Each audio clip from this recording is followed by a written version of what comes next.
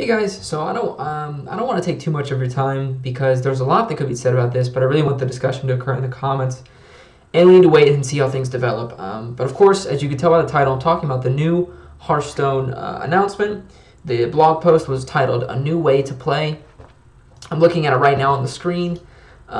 Basically, they're dividing the game into standard and wild, what they call wild, which is like the standard game as we know it now, for lack of a better term. I shouldn't be using standard anymore. This is a lot like Magic the Gathering, which I play. I don't know if any of you guys play, but it's a lot like that. So basically, the newest sets are going to be part of standard, and the older sets, I think what Ben Brode said, are older than 2 years from that release point, are going to be kicked out of standard and part of wild.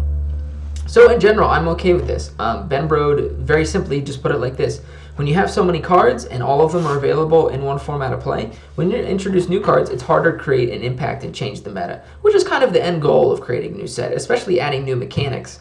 Like the Discover mechanic probably didn't have as big of an impact as they wanted it to, because there were cards like, Pilot of Treader or other cards that just, it wasn't worth getting rid of them and including Discover cards or something along those lines. I don't know. The one thing that frustrates me about it is that this division is basically because they've created cards which are too big of staples in the game now, like Pilot of Treader or Dr. Boom, which were huge mistakes. But anyway, we'll move on from that. Not an issue. More deck slots is the other announcement. Perfectly fine with that. It bugs me a little bit that now that we have two formats, we still are only going to have 9 decks per format. But the counter argument to this that I was just talking with somebody about earlier is that nobody's really going to be playing both formats equally at the same time. And by that I mean, when a new set comes out, somebody might say, well, I'm not a huge fan of this set, I'm just going to play more Wild. Or when a new set comes out, somebody might say, wow, what am I playing Wild for? I really want to take advantage of these new cards, I'm going to play Standard. So in that sense, more of their decks are going to be leaning that way. It still bugs me that you really only have like 9. It's a little, I guess, comparatively, it's a little bit more than 9 per format, since you won't be equally playing with them as much. But it does bug me that it's still only like 9. I think it would have been better to do something like 3 per class or something like that. 1 wild, 1 standard per class, and then a third or something like that. But that's also kind of crappy for people who mainly only play 1 class. I like to play a lot of Shaman or Rogue. So maybe that would have been worse for me. Whatever. Moving on. The thing that really got me frustrated about this is the comments on the adventures and the expansions, specifically the adventures. So basically, when something rolls out of standard and becomes part of wild, even though it's part of wild before, when it becomes exclusively part of wild because it falls out of standard, that no longer becomes purchasable in the store. The addition of this is that you can now craft cards that are even from adventures, using dust that you get from packs that you buy or rewards in the arena or anything like that. So it's nice that you can still get the cards. I'm really glad they're not limiting that, because that would just be dumb to have sections of cards limited off to people who are only able to play during the time that those were in standard. The thing that frustrates me is that like solo adventures are such a cool part of Hearthstone, just because you can't do that in any other TCG. If I want to play Magic, I can't play with my wall. I have to play with another person, or I have to play like by myself, you know what I mean? Like the old man in the Pixar short before Bug's Life or something like that.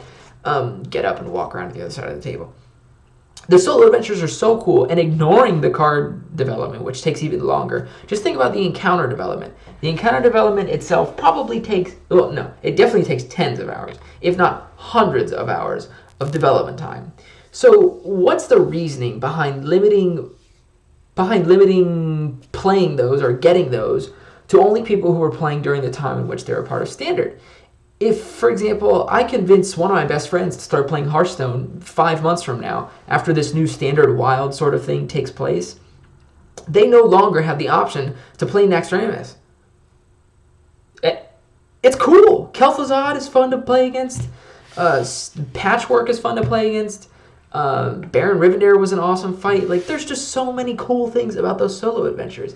And it just seems so, I just can't think, like the only counter argument that I could possibly think of, which isn't even really a good argument, is just that they want to appeal a lot to the mobile crowd still. So having more adventures, having more expansions, all this kind of stuff, blah, blah, blah. It keeps the phone, like it keeps the app really, really heavy still in a way. And I find that argument very uncompelling or incompelling. It's not compelling is what it is. The reason being is that think about Steam. You can go on Steam, buy a game. Let's say you don't even want to play it then. You wait a month, a whole month.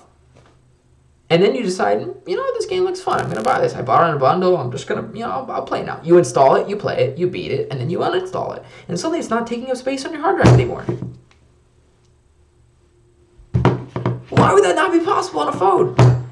I know there's games that do that on a phone, and I know Blizzard has to have the tech to do that. I mean, come on. They made World of Warcraft, Diablo, StarCraft 2, Heroes of the Storm, Overwatch is coming out. Like, they're very capable of doing something like that. So it's extremely frustrating that they make a decision like this. It just seems like a waste to say we're gonna put hundreds of hours in designing these solo encounters just for us to toss it away so that nobody can play it after 2 years. What? Like nobody new can play it after 2 years. What? The only redeeming thing about this is that if you purchase the first wing before it rolls out of standard, you can still go through and buy it. So that's not going to create a problem for me. I'm thinking about future players of the game, and I don't like that decision at all. It's just really frustrating. And that's generally all I think about the announcements. I just got really like worked up when I saw that. I don't know.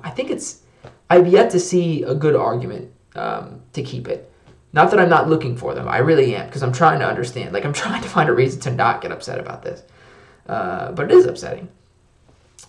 The only other thing that frustrates me about this entire thing is just that this past week's Tavern Brawl made a really, really good case why we should have access to all of the cards across all collections entering the Tavern Brawl. This Tavern Brawl, it was the week, for those of you watching way down the line from now, it was the week where you can play any minion. It's a 1-cost minion, it's a 1/1, but the effects are all the same. Spells still cost the same amount and still do the same effect.